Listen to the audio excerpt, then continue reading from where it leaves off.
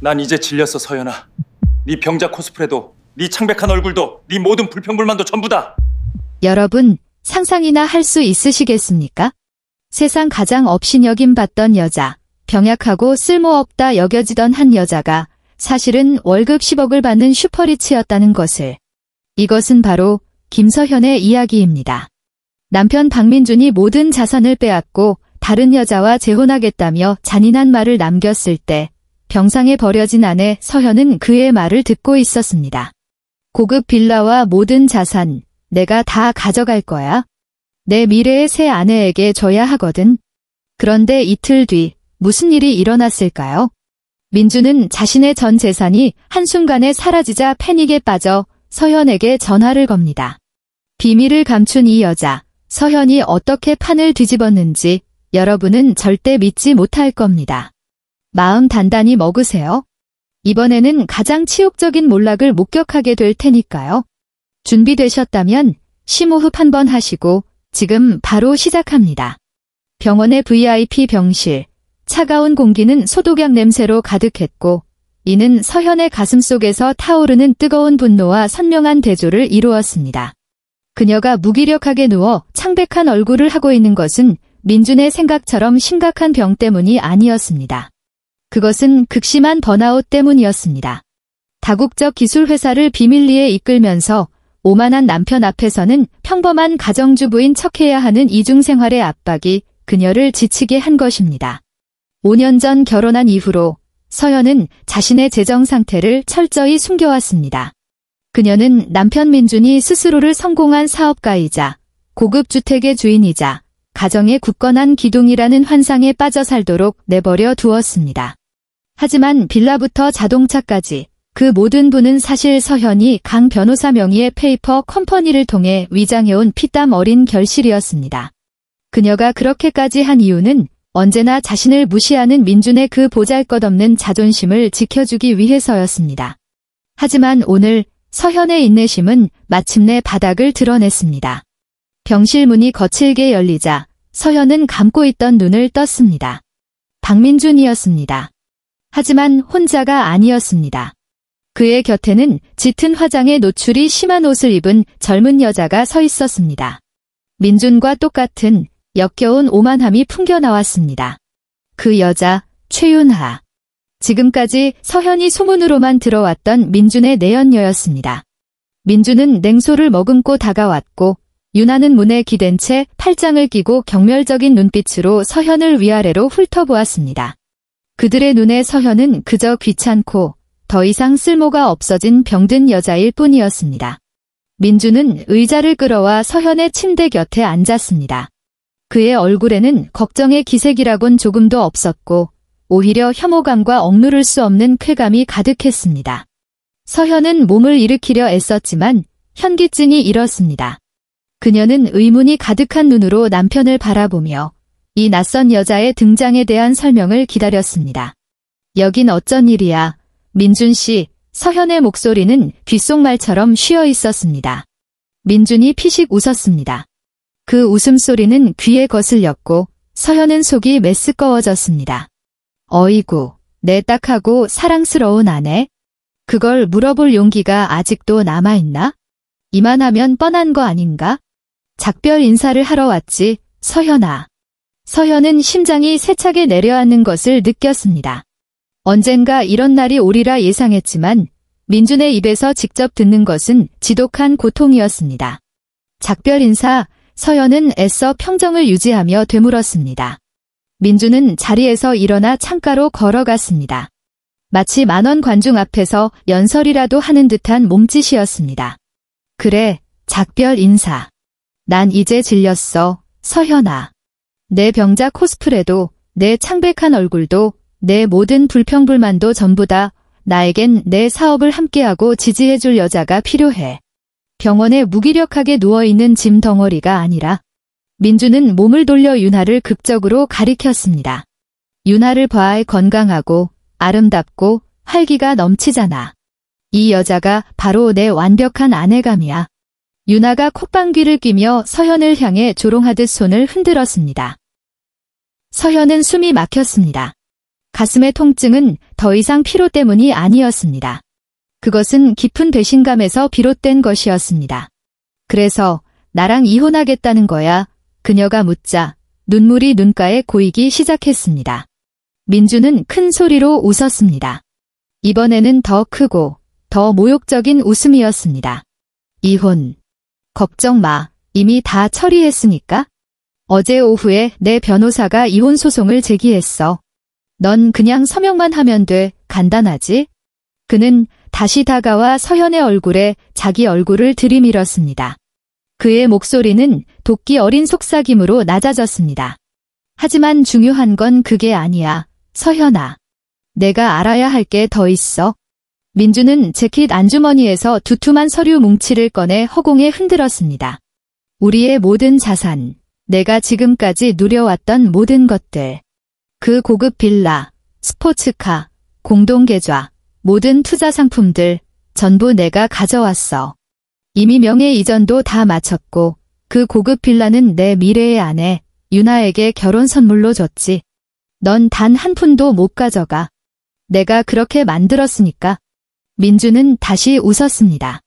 승리감과 오만함으로 가득 찬 웃음이었습니다. 서현은 멍하니 그 서류들을 바라보았습니다. 하지만 그 상처 입은 눈빛 뒤로 복수의 불꽃이 타오르기 시작했습니다.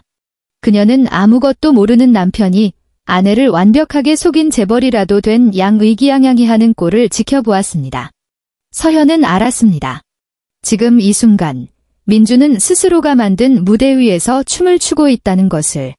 유나가 마침내 방 안으로 완전히 들어와 서현의 침대 머리맡 서랍을 뒤지기 시작했습니다. 어머, 이 아줌마 취향 진짜 촌스럽다. 민준 씨, 이 잠옷들 좀 봐. 할머니가 입는 옷 같아. 유나는 서현의 잠옷을 경멸적으로 바닥에 내팽개쳤습니다.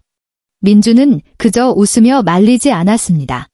오히려 서현이 당하는 굴욕을 즐기는 듯 했습니다. 원래 저런 여자야, 윤하야. 촌스럽고 세련미 없고 무엇보다 삶에 대한 열정이 없지? 넌 절대 저 여자의 수준에 도달할 수 없을 거야. 민주는 서현의 눈앞에서 윤하를 끌어안고 그녀의 이마에 부드럽게 입을 맞추며 서현에게 더 깊은 상처를 주었습니다. 그럼 갈게. 서현아. 이민주는 윤하를 데리고 병실을 나가며 말했습니다. 남은 병치레나 잘 즐기라고. 퇴원하고 그 집에 돌아올 생각은 꿈도 꾸지 마. 이제 윤하 집이니까. 우린 모레 결혼할 거야? 지난 5년간의 지루한 시간에 대해 고맙게 생각해. 잘 있어, 내 병약한 아내. 민준과 윤하가 떠나고 서현은 무너져 내리는 세상 속에 홀로 남겨진 듯 했습니다. 서현의 눈에서 눈물이 터져 나왔습니다. 하지만 그것은 민준을 잃은 슬픔 때문이 아니었습니다. 이토록 하찮게 여겨졌다는 분노 때문이었습니다. 서현은 눈을 감고 고통이 지나가기를 기다렸습니다. 그들이 떠나자마자 그녀는 베개 밑에 숨겨두었던 휴대폰을 집어들었습니다. 손이 떨렸지만 그것은 나약함 때문이 아니었습니다. 그녀는 한 이름을 찾았습니다. 강 변호사. 강 변호사는 그녀의 개인 변호사이자 가장 친한 친구인 지은을 제외하고 그녀의 진짜 정체를 아는 유일한 사람이었습니다. 그녀는 인공지능 분야의 거대 기술 기업 CEO였고 월 수입은 10억 원에 달했습니다. 그리고 민주는 자신의 오만함에 빠져 단 한 번도 신경 쓰지 않았기에 이 사실을 전혀 몰랐습니다. 지금까지 민준의 명의로 되어 있던 모든 자산은 강 변호사가 관리하는 위장 자산에 불과했습니다. 모든 것은 서현의 돈으로 구입되었고 민준이 읽어보지도 않고 서명한 혼전계약서 덕분에 손쉽게 회수할 수 있었습니다. 강 변호사님, 지금 즉시 저에게 와주세요. 서현이 말했습니다.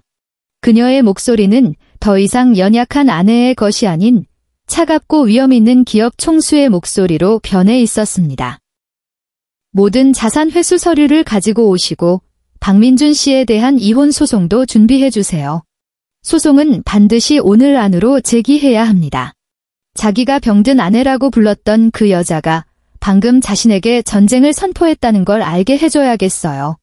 서현은 숨을 내쉬며 민준이 방금 닫고 나간 문을 날카롭게 응시했습니다. 그리고 강 변호사님, 그가 제 회사 자산에서 단 한 푼도 가져가지 못하도록 확실히 해주세요. 그가 모든 것을 잃길 바랍니다. 지금부터 10억 플랜을 가동합니다. 서현은 침대에 기댔습니다. 마음속 고통은 이미 강철 같은 결심으로 변해 있었습니다. 그녀는 민준과 유나가 꼬박 하루 동안 거짓된 승리의 기쁨을 만끽하게 내버려 둘 작정이었습니다.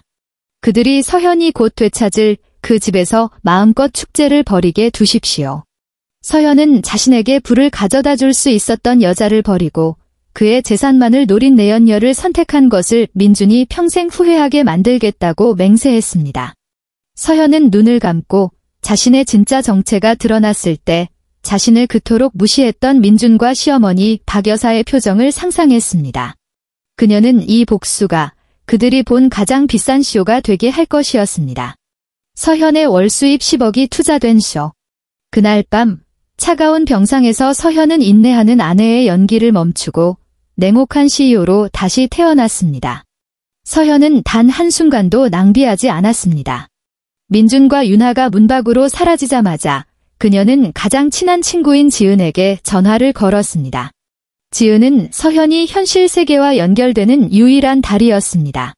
그 세계에서 서현은 무시당하는 병든 아내가 아니라 존경받는 성공한 사업가였습니다. 회사 본사에 있던 지은은 서현의 차갑고 단호한 목소리에 깜짝 놀랐습니다. 서현은 민준의 모욕적인 방문, 이혼 통보, 그리고 그가 모든 자산을 빼앗겠다고 한 발언에 대해 간략하게 설명했습니다. 그동안 서현에게 연기를 그만두라고 종용해왔던 지은은 이 순간 분노를 참을 수 없었습니다. 내가 그럴 줄 알았어, 서현아. 박민준 그 인간은 기생충이야. 내가 만들어준 성공의 환상에 취해서 내 돈이나 펑펑 쓰는 놈이라고 지은이 전화기 너머로 소리쳤습니다. 목소리에는 짜증이 가득했습니다. 서현은 눈을 감았습니다. 알아, 지은아. 하지만 이제 다 끝났어. 그가 선을 넘었어. 그 모든 게 자기 것인 줄 알고 다른 여자에게 줘버렸지? 그의 어리석음과 오만함이 아무 데가도 치르지 않게 놔두진 않을 거야. 난 그가 모든 걸 잃었으면 좋겠어. 지은아. 돈뿐만 아니라 그의 자존심까지도. 30분 후 서현의 개인 변호사인 강 변호사가 그녀의 VIP 병실에 도착했습니다. 강 변호사는 침착하고 지혜로우며 옷차림이 단정한 중년 남성이었고 누구도 따라올 수 없는 법률적 지혜를 가지고 있었습니다. 그는 서현의 비밀 서류가 담긴 가죽 서류 가방을 들고 있었습니다.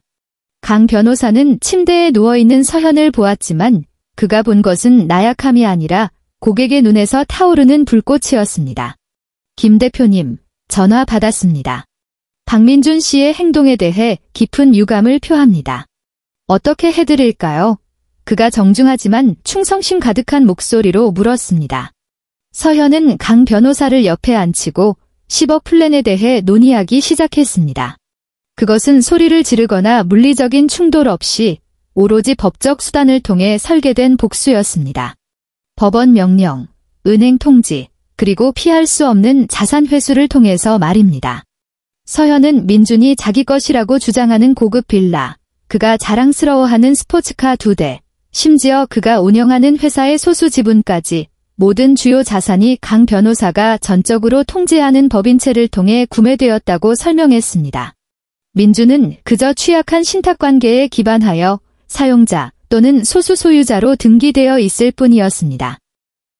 강 변호사님, 민준 씨가 읽어보지도 않고 서명한 그 혼전계약서, 즉 결혼 전에 취득했거나 개인적인 투자를 통해 얻은 모든 자산은 제 개인 소유라는 그 서류가 이혼 소송과 함께 제출될 준비가 되었는지 확인해 주세요. 서현이 베개에 기대며 말했습니다. 그리고 그가 유나에게 넘겨준 부동산은 압류 명령이 최대한 빨리 집행될 수 있도록 해주세요. 그 집은 제 회사 자산이고 민준 씨는 양도할 권리가 없습니다. 강 변호사가 희미한 미소를 지었습니다. 아주 간단합니다. 김 대표님. 박민준 씨는 부주의한 사업가입니다. 사치를 즐기는 데만 급급했지 법적 세부 사항을 확인한 적이 없죠. 모든 자산은 이미 법적으로 보호되어 있습니다. 이혼 소송이 제기되는 즉시 모든 자산은 동결되고 대표님 회사 명의로 회수될 준비가 될 겁니다. 은행 통지도 이미 처리되었습니다. 그가 공동 계좌라고 생각했던 것들은 사실 그가 운영 자금으로 사용하던 회사 계좌였습니다. 저는 이미 은행에 해당 계좌의 잔액을 동결하고 인출하도록 지시했으며 법적으로 허용된 최소 금액만 남겨두었습니다. 서현은 만족스럽게 고개를 끄덕였습니다. 오늘 바로 집행해 주세요. 강 변호사님. 민준 씨와 그의 새 신부 윤아가 성공의 환상 속에서 결혼식을 올리길 바랍니다. 마음껏 파티를 즐기게 두세요. 그 잔액과 자산 인출 통지서가 제가 그들에게 보내는 결혼 선물이 되었으면 좋겠군요. 서현이 웃었습니다. 민준이 다녀간 후 처음으로 진심으로 웃는 미소였습니다.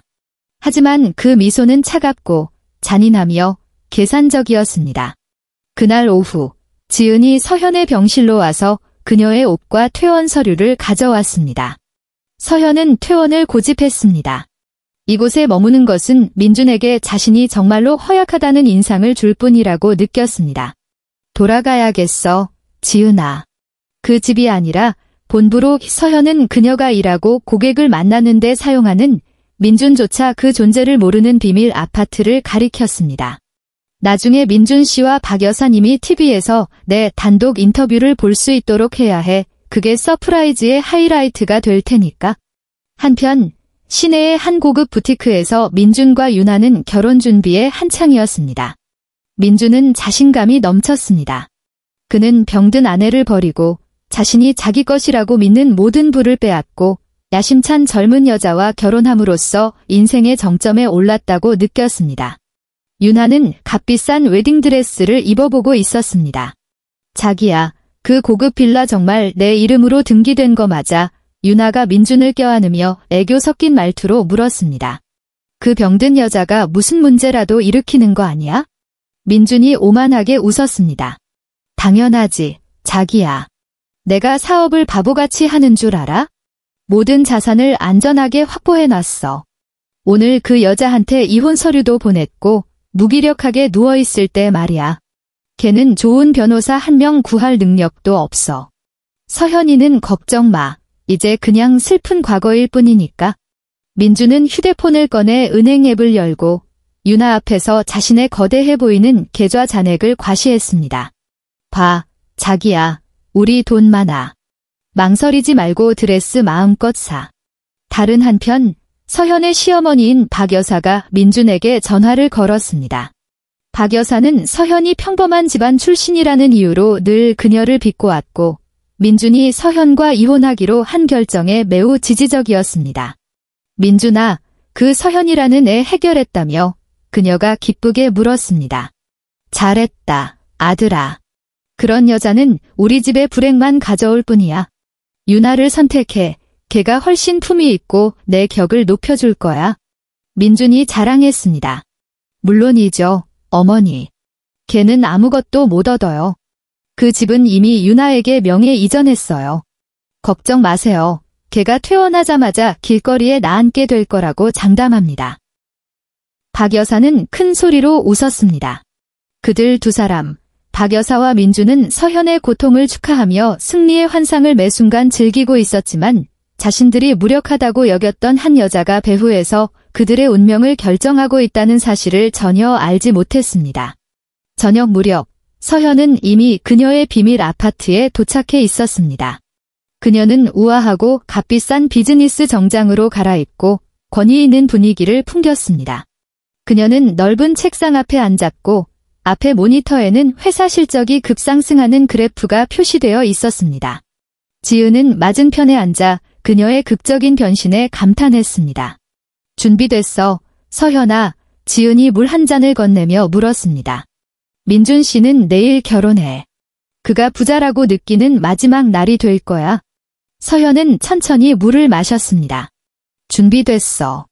결혼하게 둬. 절망의 나락으로 떨어지기 전에 거짓된 행복의 정점을 맛보게 해주고 싶어. 서현은 모니터를 돌려 휴대폰 초소형 카메라로 녹화된 영상을 보여주었습니다. 민준이 병원에서 그 잔인하고 모욕적인 말을 내뱉는 영상이었습니다. 이게 법정에서 가장 강력한 증거가 될 거야, 지은아. 그리고 TV 단독 인터뷰의 예고편이기도 하고. 서현은 다시 강 변호사에게 전화를 걸었습니다. 강 변호사님, 민준 씨가 사용하는 모든 계좌의 잔액 인출 통지가 내일 아침 그의 결혼식 당일에 정확히 발송되도록 해주세요. 지연은 없어야 합니다. 그 통지가 그들의 아침 서프라이즈가 되길 바랍니다. 강 변호사는 전문적인 어조로 모든 것이 계획대로 진행되고 있다고 대답했습니다. 서현은 통화를 마쳤습니다. 그녀는 아파트 창밖으로 화려한 도시의 야경을 감상했습니다. 그녀는 민준을 후회하지 않았습니다. 그녀는 가치 없는 남자의 자존심을 지키기 위해 약한 척하며 5년의 세월을 낭비한 것을 후회했습니다. 이제 그 시간은 끝났습니다. 병약한 서현의 이야기는 오늘로 끝입니다. 내일 월 수입 10억의 CEO 김서현이 부상하여 그녀의 모든 것을 되찾고 겸사겸사 민준과 박 여사를 그들의 오만한 왕좌에서 끌어내릴 것입니다. 그녀는 더 이상 누구도 그녀의 노력, 그녀의 힘, 그리고 특히 그녀의 마음을 얕보는 것을 허락하지 않을 것입니다. 서현은 새로운 장을 맞이할 준비가 되어 있었습니다. 민준을 끝없는 공포에 빠뜨릴 장을. 그날 아침 공기는 승리감과 오만함으로 가득했습니다. 민준은 환한 미소를 지으며 잠에서 깨어났습니다. 오늘은 유나와의 결혼식이자 그가 모든 호화로운 자산의 유일한 소유자가 되는 날이며 그가 병자이자 짐덩어리로 여겼던 서현에게서 벗어나는 날이었습니다. 그는 그와 유나가 호화로운 결혼 피로연을 15성급 호텔에 있었습니다. 민준은 거울에 비친 자신을 보며 위엄있고 성공적으로 느껴졌습니다. 그의 상상 속에서 그는 운명을 희롱하고 서현이라는 걸림돌을 성공적으로 제거한 진정한 승자였습니다. 그가 막 출발하려던 참에 그의 휴대폰이 여러 은행에서 온 반복적인 알림으로 울리기 시작했습니다. 민준은 아침에 판촉 문자나 스팸 메일이려니 하고 무시했습니다. 하지만 알림은 유난히 급박하게 계속 울렸습니다. 그는 약간의 짜증을 내며 은행 앱을 열었습니다. 그의 눈은 순식간에 커졌고 마치 화면에서 불이라도 뿜어져 나오는 것처럼 휴대폰 화면을 뚫어져라 쳐다보았습니다. 그가 사업 운영 자금으로 사용하던 주 계좌는 수억 원의 잔고가 있어야 했지만 갑자기 극소수의 숫자, 고작 몇백만 원만 남아 있었습니다. 그의 다른 저축 계좌들도 마찬가지였습니다. 이게 뭐야? 이 미친 은행이 대체 왜 이래? 민준은 소리치며 휴대폰을 침대에 던졌습니다. 그는 이것이 시스템 오류이거나 해킹당했다고 생각했습니다. 민준은 은행 지점장에게 전화를 걸어보았지만 아무도 받지 않았습니다. 식은땀이 그의 이마를 적시기 시작했습니다. 어떻게 이런 일이? 그는 이틀 전에 이 결혼식 비용을 위해 큰돈을 인출했고 잔액은 안전해야 했습니다. 그는 애써 자신을 진정시키며 아마도 일시적인 장애일 것이라고 생각했습니다. 다른 방에서는 유나도 준비 중이었습니다. 그녀는 값비싼 웨딩드레스를 입고 환하게 빛나고 있었습니다. 그녀는 인생의 정점에 도달했다고 느꼈습니다. 부유한 남자와 결혼하고 고급 빌라를 선물로 받았습니다. 유나는 메이크업 아티스트에게 자신의 새 다이아몬드 반지를 자랑했습니다. 이것 봐요. 이것도 선물이에요. 민준 씨가 그 고급 빌라가 이미 제 명의라고 했어요. 저는 거기서 대저택의 안주인이 될 거예요. 그녀가 자랑스럽게 말했습니다. 갑자기 유나의 방문이 민준에 의해 벌컥 열렸습니다. 민준의 얼굴에는 더 이상 오만함이 없었고 극도로 창백했으며 눈에는 공포가 서려 있었습니다. 윤하야, 큰일 났어. 내 모든 계좌의 잔액이 거의 다 인출됐어. 말도 안 돼. 민준이 윤하의 팔을 꽉 잡았습니다. 미소 짓던 윤하는 이 순간 미간을 찌푸렸습니다. 뭐, 인출됐다고? 누가 감히 우리 결혼식 날 내 돈에 손을 대? 민준 씨, 틀림없이 서현이야. 그 병든 여자가 복수하는 거야. 민준은 패닉 속에서 고개를 저었습니다. 아니, 불가능해. 걔는 병원에 마비된 듯 누워있고 아무런 능력도 없어. 게다가 이건 공동 계좌가 아니라 내 회사 운영 계좌야.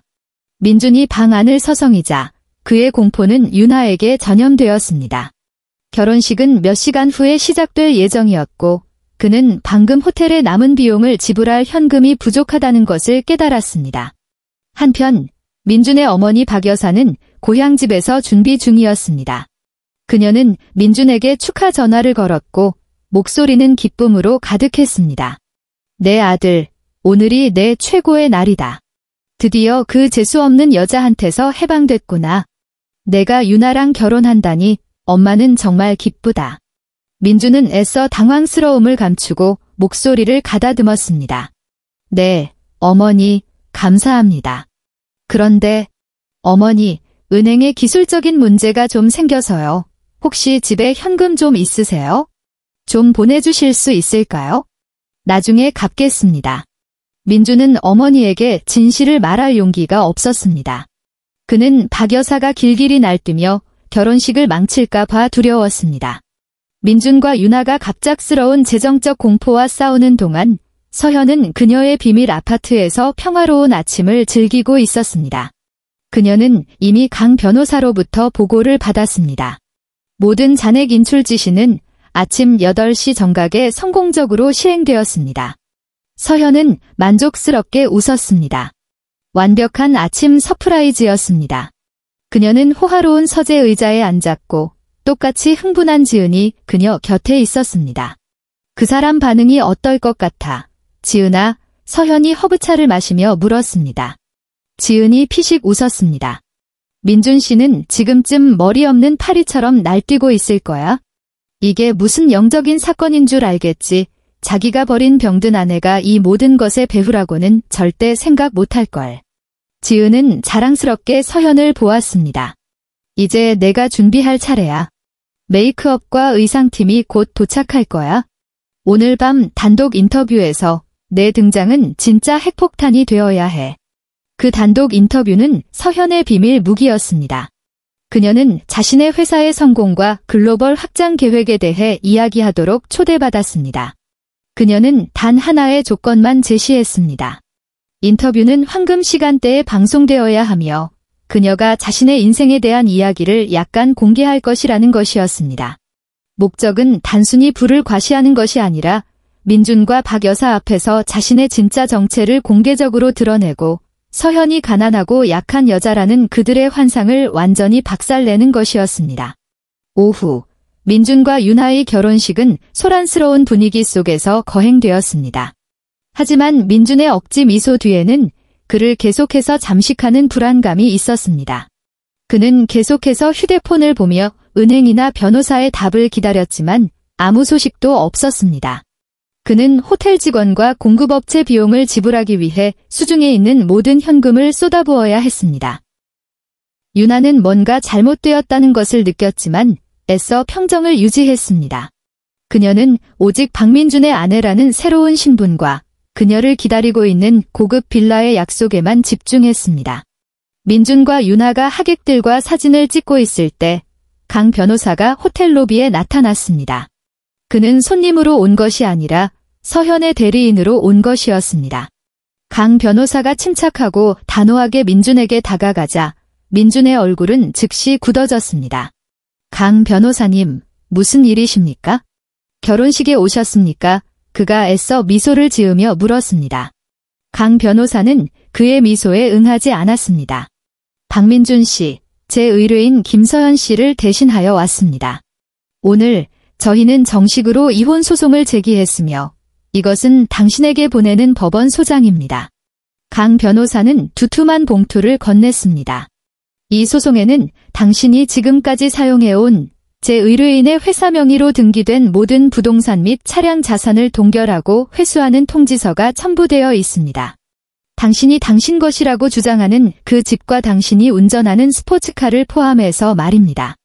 민준은 피가 거꾸로 솟는 것을 느꼈습니다. 그의 얼굴은 병원에 있을 때의 서현보다 더 창백해졌습니다. 뭐라고? 말도 안 돼.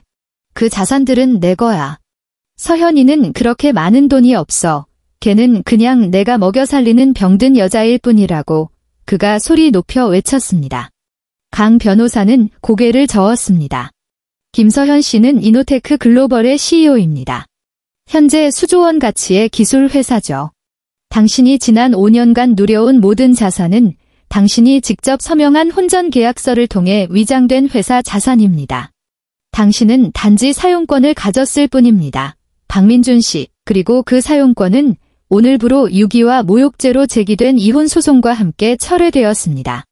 민주는 그 봉투를 꽉 쥐었습니다. 그는 멀지 않은 곳에서 윤하가 강 변호사의 말을 한마디 한마디 듣고 충격에 빠진 것을 보았습니다. 민주는 평정을 유지하려 애썼습니다. 이건 그 여자의 계략이야. 걔는 아무것도 못 얻어. 법정에서 끝까지 싸울 거야. 강 변호사는 그저 차갑게 웃었습니다. 마음대로 하십시오. 박민준 씨, 하지만 한 가지 알려드리자면 부동산 압류팀이 내일 아침에 임무를 수행할 겁니다. 당신과 윤하 씨는 오늘 밤 그 고급 빌라에서 묵지 않는 것이 좋을 겁니다. 그곳의 소유권은 더 이상 당신에게 속하지 않으니까요. 신혼 축하드립니다. 박민준 씨, 그리고 오늘 밤 뉴스에서 보게 될 내용에 놀라지 않으시길 바랍니다. 강 변호사는 몸을 돌려 떠났고 완전히 무너진 민주는 주변에서 수군거리기 시작하는 하객들에게 둘러싸여 남겨졌습니다. 윤하가 분노에 차서 다가왔습니다. 민준 씨, 이게 대체 어떻게 된 거야? 그 집이 당신 거라고 나한테 거짓말했잖아. 윤하는 하객들이 있는 것도 아랑곳하지 않고 소리쳤습니다. 민주는 윤하를 달래려 했지만 그 자신도 붕괴 직전이었습니다. 그의 인생에서 가장 행복해야 할 날이 이제 재앙으로 변했습니다. 그는 모든 돈을 잃었고 이혼 소송에 직면했습니다. 그리고 가장 치욕적인 것은 그가 방금 병든 아내라고 불렀던 서현이 실은 그동안 그의 삶을 완전히 통제해온 억만장자였다는 사실이었습니다. 민주는 이제야 깨달았습니다. 자신이 다이아몬드를 버리고 돌멩이를 주었다는 것을. 그리고 이제 그 다이아몬드는 법의 채찍을 들고 그를 기다리고 있었습니다. 민준과 윤하의 행복의 정점이 되어야 할 결혼식 밤은 피할 수 없는 악몽으로 변했습니다. 호텔 로비에서 강 변호사와의 치욕적인 대치 후 민주는 윤하를 방으로 끌고 들어갔습니다. 민준의 감정은 분노, 타는 듯한 수치심, 그리고 거대한 공포 사이를 오갔습니다. 그는 테이블을 주먹으로 내리치고 음료를 엎지르며 온 세상이 자신과 맞서는 것처럼 포효했습니다. 한때 사랑으로 가득 찼던 윤하도 이 순간 분노에 불탔습니다. 그녀의 값비싼 웨딩드레스는 무겁게 느껴졌고 그녀가 방금 느낀 불행한 운명을 비추고 있었습니다. 민준 씨, 말해봐. 이거 장난 아니지? 그 집 내 거 아니었어? 차도 윤하가 칼날처럼 날카로운 목소리로 따져 물었습니다. 서현이가 내가 먹여 살리는 가난한 여자라며? 이 완전 사기꾼아. 민주는 좌절감에 머리를 쥐어뜯었습니다. 거짓말 아니었어. 난 그게 내 거라고 확신했어. 내가 대출금도 갚고 내가 관리했다고. 그는 윤하를 설득하려 했지만 목소리가 떨렸습니다. 그의 머릿속에는 치명적인 의심이 가득했습니다. 강 변호사가 서현이 수조원 가치의 기술회사 CEO라고 한 말이 망치처럼 그를 내리쳤습니다. 말도 안 돼. 그 병약하고 집안일과 방 안의 낡은 책에나 빠져 살던 서현이가. 그들은 신혼을 축하하는 대신 격렬한 다툼과 상호 비난 속에서 그 밤을 보냈습니다. 윤하는 자신이 속았다고 느끼며 격분했습니다. 그녀는 민준의 부 때문에 그와 결혼했는데 그 부가 가짜였다니. 민주는 자신이 5년 동안 아무것도 모른 채 서현이 부양하는 꼭두각시 노릇을 했다는 사실에 분노했습니다. 밤 10시, 민주는 박 여사에게 전화를 걸었습니다. 결혼 피로연에서 넘치는 자부심을 안고 막 집에 돌아온 박 여사는 기쁘게 전화를 받았습니다. 왜 그러니, 아들아? 엄마 보고 싶었어? 신혼 첫날 밤은 어때? 민주는 더 이상 참을 수 없었습니다. 어머니, 지금 당장 호텔로 오셔야 해요. 우리 큰일 났어요. 민주는 강 변호사의 방문, 이혼 소송, 그리고 가장 심각한 내일 아침 집이 압류될 것이라는 위협에 대해 이야기했습니다. 환하게 웃던 박 여사는 침묵했습니다. 뭐? 집이 압류된다고? 말도 안 돼. 그 서현이라는 애는 아무것도 없어. 이건 분명 협박일 거야. 민준아, 당황하지 마. 협박이 아니에요, 어머니. 강 변호사가 서현이가 수조원 자산을 가진 기술회사 CEO래요. 우리 지금 당장 거기 가서 귀중품이라도 다 챙겨야 해요. 어머니. 놈들이 오기 전에 민준이 소리쳤습니다. 민준의 공포는 마침내 박 여사에게 상황의 심각성을 깨닫게 했습니다. 박 여사는 급히 운전기사를 시켜 소유권을 박탈당할 위기에 처한 그 고급 빌라로 향했습니다. 한편 서현은 그녀의 비밀 아파트에서 둘째 날 밤에 TV 인터뷰를 위해 의상을 입어보고 있었습니다. 그녀는 강 변호사의 보고를 보았습니다. 민준과 유나는 아직 호텔을 떠나지 않았고 박 여사는 그 집으로 향하고 있었습니다. 서현은 그저 옅은 미소를 지었습니다. 민준 씨는 너무 오만해서 이게 진짜라고 믿지 않을 거야. 강 변호사님, 내일 아침에 그들이 깜짝 놀라게 해주세요. 다음 날 아침, 민준과 유나는 호텔에서 서둘러 그 고급 빌라로 향했습니다. 그들은 경악했습니다. 문 앞에는 이미 부동산 압류 회사 로고가 찍힌 트럭이 서 있었습니다. 민준은 택시에서 뛰쳐나왔습니다. 그의 얼굴은 불면으로 초췌했고 두 눈은 핏발이 서 있었습니다. 어이, 당신들 뭐 하는 거야? 여긴 내 집이야. 들어오지 마. 민준이 문 잠금 장치를 따고 있는 두 명의 건장한 남자에게 소리쳤습니다. 팀장으로 보이는 한 직원이 강 변호사가 서명한 법원 압류 명령서를 내밀었습니다. 죄송합니다. 선생님. 이 서류에 따라 이 부동산과 그 내부의 모든 물품은 기노테크 글로벌 회사의 자산이며 저희는 오늘부로 회수 및 비율하는 명령을 받았습니다. 당신은 더 이상 이 부동산에 대한 어떠한 합법적인 권리도 가지고 있지 않습니다. 민주는 그 서류를 찢어버렸습니다. 아니, 이건 사기야. 내 변호사에게 전화할 거야. 당신들 이럴 수 없어. 갑자기 박 여사도 현장에 도착했습니다. 아들이 직원들과 다투는 것을 보고 그녀는 즉시 차에서 뛰쳐나왔습니다. 그만둬. 이 집에 손대지 마. 내 아들이 집주인이야. 그 재수없는 서현이는 어디 있어? 나와서 나 좀 보라고 해. 박 여사가 히스테릭하게 소리 질렀습니다. 압류팀장은 침착함을 유지했습니다. 저희는 법원 명령을 집행하고 있을 뿐입니다. 부인. 협조하지 않으시면 경찰을 부를 수밖에 없습니다. 민준, 박 여사, 그리고 유나는 귀중품이라도 챙기기 위해 급히 집 안으로 뛰어 들어갔습니다. 하지만 그들은 거실에서 발걸음을 멈췄습니다. 그들은 서현의 친구 지은이 호화로운 거실 소파에 편안하게 앉아 있는 것을 보았습니다. 그녀 곁에는 강 변호사와 몇 명의 건장한 사설 경호원들이 있었습니다. 지은은 환한 미소를 지었습니다. 좋은 아침입니다.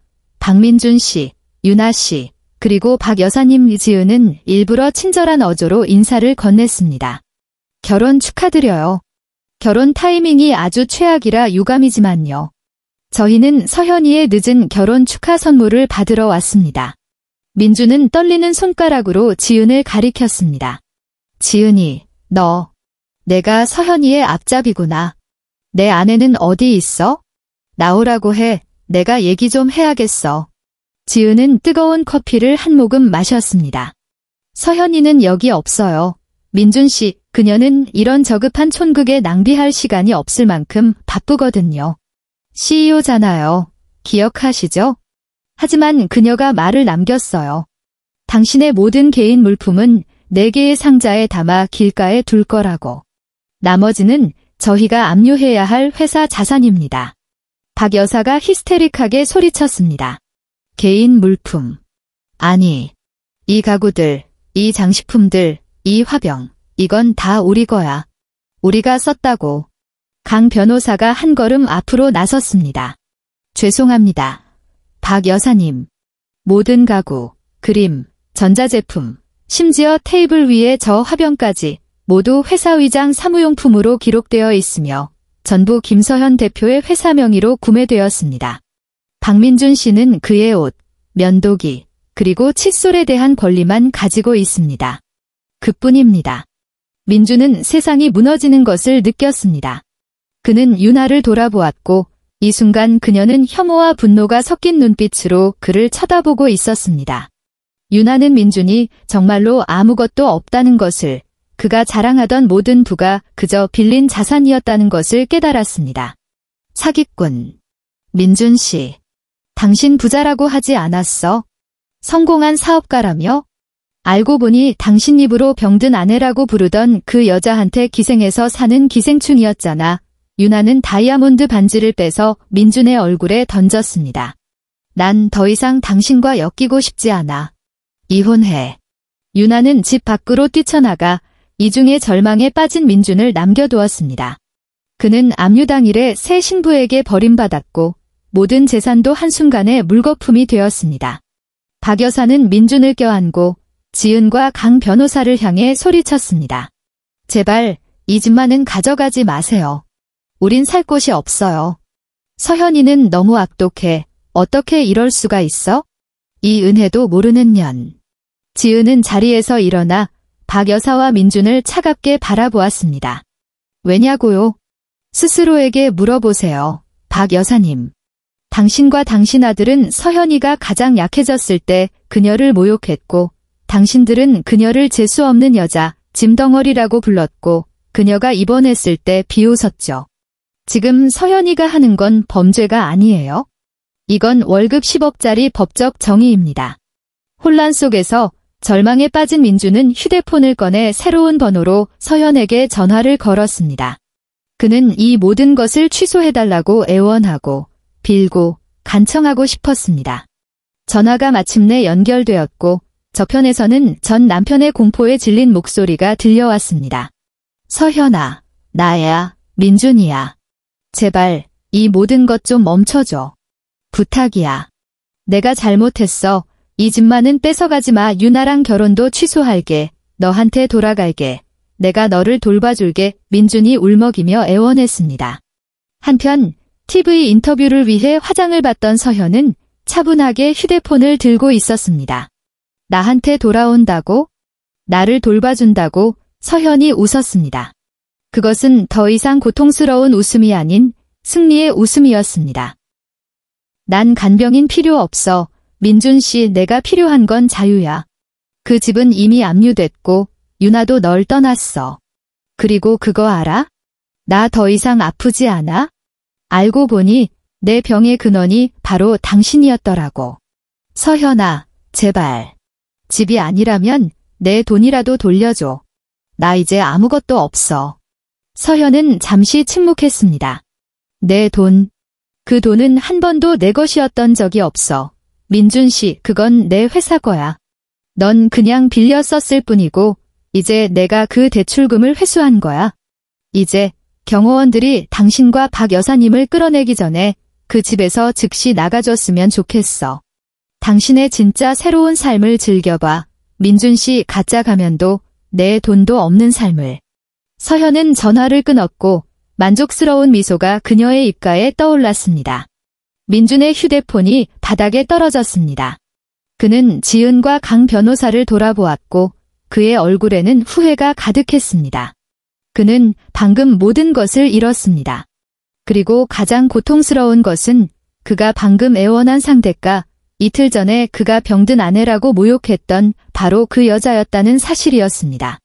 서현의 고급 빌라에서의 혼란은 고통스러운 퇴거로 끝이 났습니다. 민준과 박 여사는 한때 그들의 사치와 오만의 상징이었던 집에서 쫓겨나야 했습니다.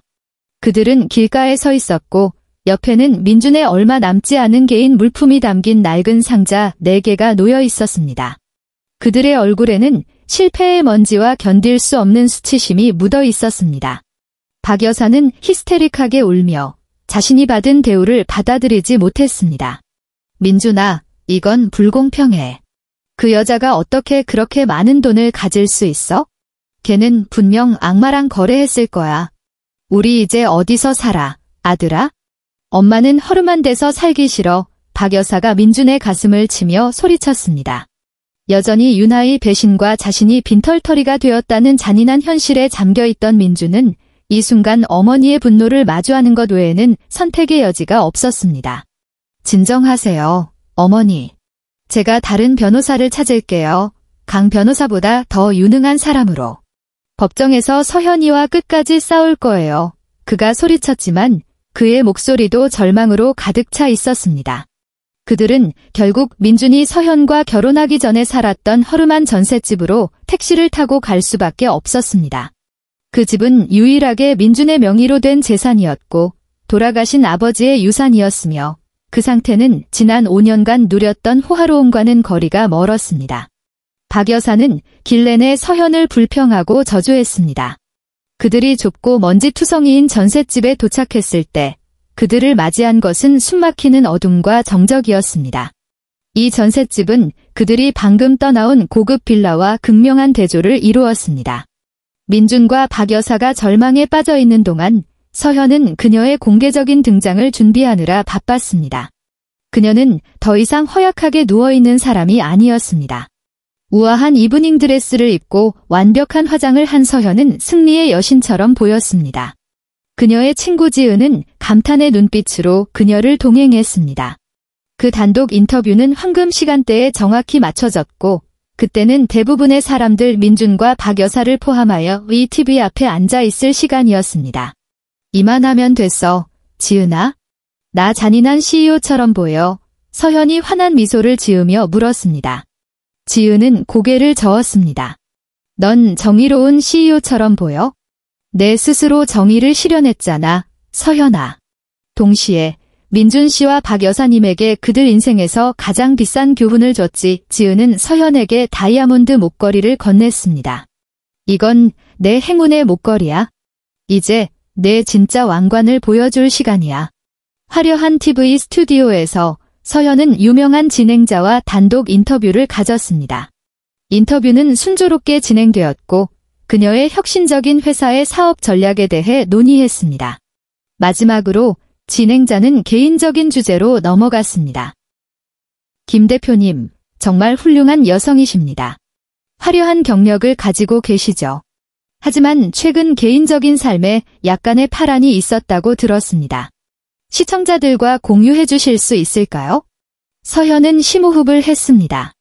그녀의 날카로운 눈빛은 렌즈를 꿰뚫고 마치 민준과 박 여사에게 직접 말하는 것 같았습니다. 물론입니다. 기꺼이 공유하겠습니다. 왜냐하면 저는 이것이 세상의 많은 여성들에게 중요한 교훈이 될 것이라고 믿기 때문입니다. 서현이 차분하고 위험 있는 목소리로 말했습니다. 지난 5년간 저는 제 가치를 전혀 모르는 한 남자의 그늘 아래서 살았습니다. 그의 자존심을 상하게 하지 않기 위해 저는 제 정체와 부를 숨기기로 선택했습니다. 저는 그가 사실상 제가 자금을 댄 집, 차, 그리고 사치품을 즐기도록 했습니다. 그 남자의 반응은 어땠나요? 진행자가 극적인 어조로 물었습니다. 그 남자는 저를 이 병약한 아내라고 부르며 병상에 버리고 제 회사의 모든 자산을 빼앗아 다른 여자에게 주려고 했습니다. 그는 저에게 도전했고 모든 자산이 이미 자신에게 넘어왔다고 말했습니다. 서현이 대답했습니다. 그녀는 이내 웃었고 그 미소는 스튜디오 전체를 조용하게 만들었습니다. 저는 그의 도전을 받아들였습니다. 단 이틀 만에 저는 제 모든 것을 되찾았습니다. 저는 모든 대출금을 회수했고 회사 자산의 사용권을 취소했으며 이혼 소송을 제기했습니다. 가장 중요한 것은 저는 이 모든 것을 미소 지으며 해냈다는 것입니다. 왜냐하면 저는 그가 방금 월 수입 10억의 삶을 가져다 줄 수 있었던 한 여자를 잃었다는 것을 알았기 때문입니다. 서현은 강력한 한마디로 그녀의 이야기를 마쳤습니다. 절대 한 여자를 얕보지 마십시오. 때로는 침묵과 온유함이 가장 큰 힘의 가면입니다. 그 가면이 벗겨졌을 때 여러분은 모욕의 결과를 목격하게 될 것입니다. 한편 어두컴컴한 전셋집에서 민준과 박 여사는 낡은 TV를 통해 그 인터뷰를 보고 있었습니다. 그들은 침묵하며 튀어나올 듯한 눈으로 화면을 응시했습니다. 서현의 빛나는 얼굴, 호화로운 드레스, 그리고 월 수입 10억에 대한 고백은 폭풍처럼 그들을 휩쓸었습니다. 민준아, 저건 서현이야. 제가 저 회사 주인이라고 말하고 있어. 제가 우리를 먹여 살리고 있었던 거야. 박 여사가 소리쳤습니다. 그녀의 목소리는 더 이상 분노가 아닌 공포로 가득 차 있었습니다. 민준은 말을 잇지 못했습니다. 그는 이틀 전에 자신이 모욕했던 여자가 이제 상상할 수 없는 부의 왕관을 쓰고 영광의 보좌에 앉아 있는 것을 보았습니다. 민주는 자신이 얼마나 어리석었는지 깨달았습니다. 그는 충성스러운 아내를 버렸을 뿐만 아니라 그의 부와 안락함의 원천을 버렸습니다. 민준의 공포는 이 순간 깊고 역겨운 후회로 변했습니다. 그가 병원에서 했던 모든 잔인한 말들이 이제 그의 머릿속을 맴돌며 그 자신의 어리석음의 증거가 되었습니다. 말도 안 돼. 어머니, 이건 사기야. 쟤는 그냥 복수하려고, 우리를 대중 앞에서 망신 주려고 저러는 거야. 민주는 부인하려 했지만 목소리는 이미 쉬어 있었습니다. 그는 마음속 깊은 곳에서 서현이 하는 모든 말이 반박할 수 없는 진실이라는 것을 알았습니다. 인터뷰가 끝나는 순간 민준의 휴대폰이 울렸습니다. 강 변호사의 번호였습니다. 민준은 망설이며 전화를 받았습니다. 여보세요? 강 변호사의 목소리가 저편에서 차분하게 들려왔습니다. 박민준 씨, 당신과 박 여사님께서 김 대표님의 인터뷰를 보셨기를 바랍니다. 제가 전화한 이유는 이혼 소송과 자산 회수가 다음 단계로 넘어갈 것임을 알려드리기 위해서입니다. 또한 추가 정보로 저희 팀이 방금 당신의 전셋집 앞에 주차된 스포츠카 2대를 가져갔습니다. 그 2대의 차도 회사 자산입니다. 김 대표님의 인터뷰 재방송이나 즐기시죠. 그게 당신에게 남은 유일한 오락일지도 모르니까요. 강 변호사는 민준에게 아무런 대답할 기회도 주지 않고 전화를 끊었습니다. 민준의 휴대폰이 바닥에 떨어졌습니다. 그는 전셋집 밖으로 뛰쳐나갔고 문 앞에는 2대의 대형 견인차가 그의 사랑하는 스포츠카 2대를 끌고 가는 것이 보였습니다. 그것은 그의 자존심의 상징이었습니다. 이제 그것들은 사라졌습니다. 민준은 포효했습니다. 그의 목소리는 이미 부서져 있었습니다. 그는 집과 돈을 잃었을 뿐만 아니라 이제 변변한 차 한 대도 없었습니다. 그는 정말로 원점으로 돌아왔지만 이번에는 자존심마저도 남아있지 않았습니다. 박 여사가 뛰쳐나와 차가 끌려가는 것을 보고 그녀는 민준을 껴안았습니다. 아들아, 우리가 쟤한테 빌어야 해. 사과해야 한다고. 그 여자를 다시 찾아와야 해. 걔가 우리 유일한 희망이야. 민준은 칠흑 같은 밤하늘을 올려다보며 눈물과 땀이 뒤섞였습니다. 그는 자신이 서현에게서 받은 결혼 선물이 고급 빌라가 아니라 그의 인생 전체에 대한 완전한 압류였다는 것을 깨달았습니다. 서현은 촌극이 아닌 상상할 수 없는 힘으로 승리했습니다. 그녀는 민준을 오만의 정점에서 빈곤과 영원한 후회의 나락으로 밀어넣었습니다. 민준은 알았습니다. 오늘 밤 그는 세상에서 가장 후회하는 남자로 잠들 것이라는 것을. 그리고 서현은 가장 강력한 CEO로 평온하게 잠들 것이라는 것을. 고급 스포츠카가 압류된 다음 날 아침, 민준은 덥고 좁은 전셋집에서 깨어나며 견딜 수 없는 메스꺼움을 느꼈습니다.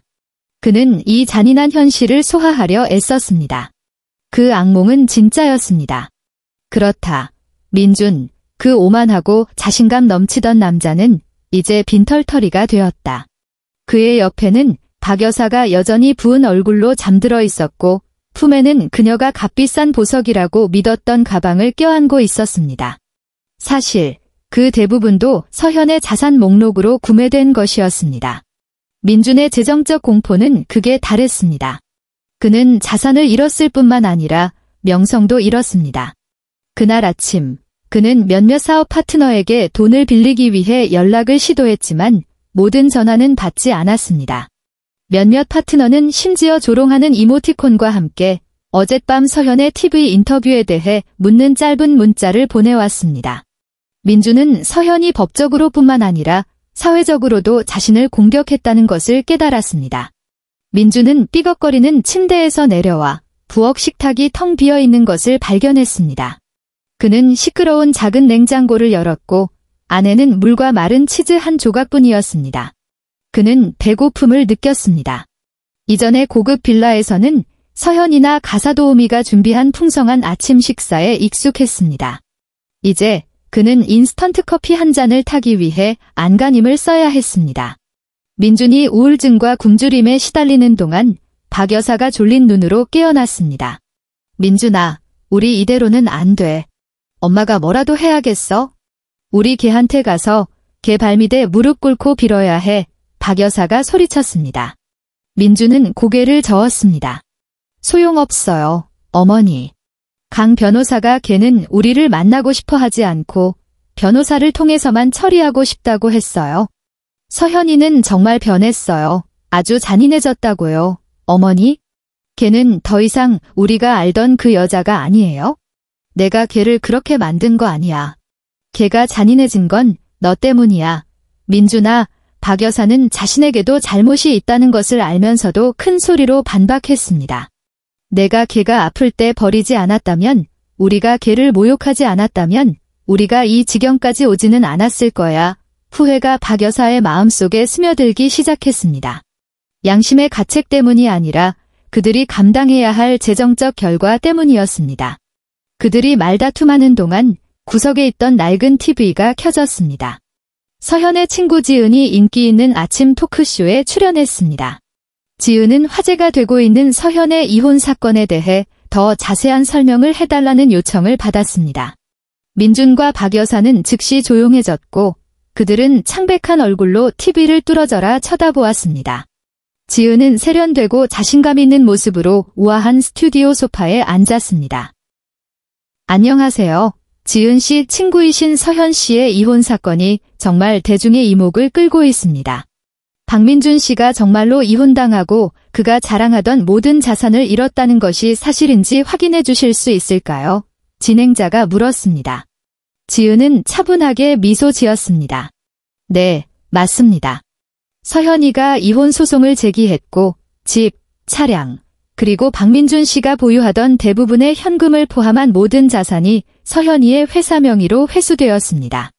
한 가지 정정하고 싶은 점은 박민준 씨는 자신이 그 자산들의 유일한 소유자라고 착각해왔지만 사실 그는 서현이가 자금을 지원하는 임시 관리자에 불과했다는 것입니다.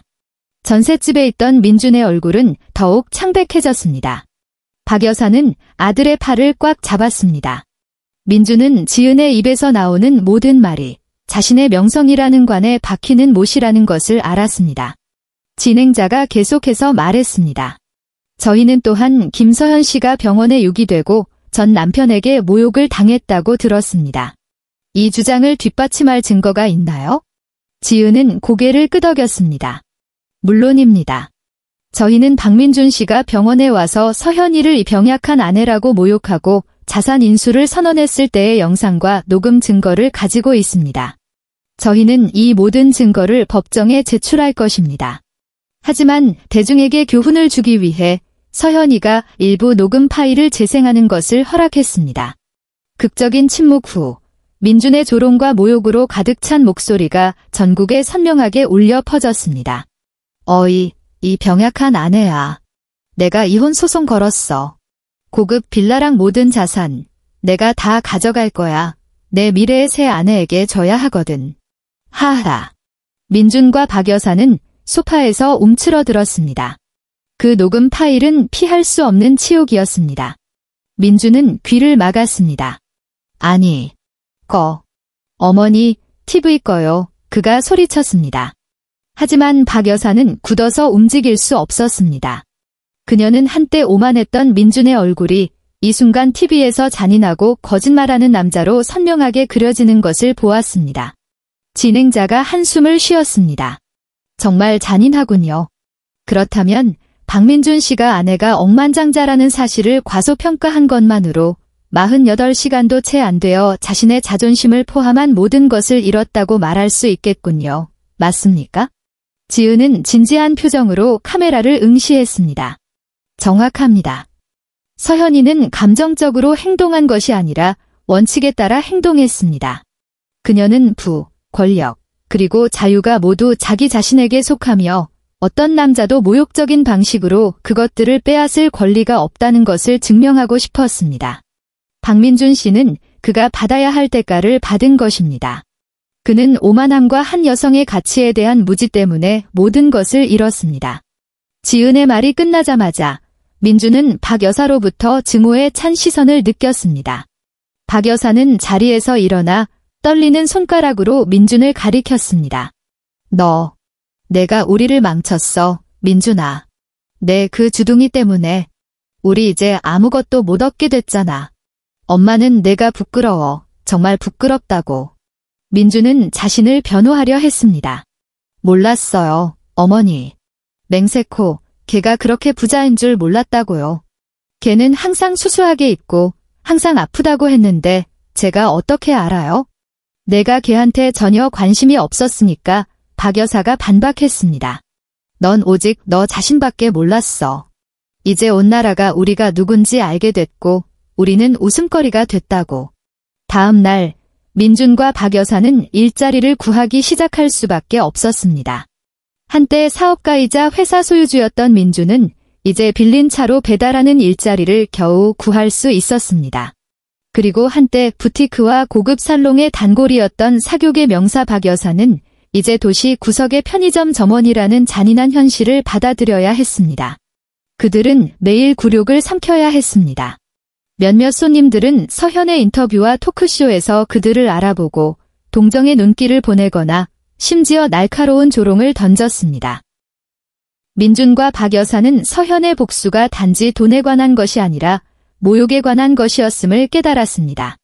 서현은 온 국민 앞에서 그들의 모욕을 공개적으로 갚아주었고 그들의 자존심을 산산조각 냈습니다.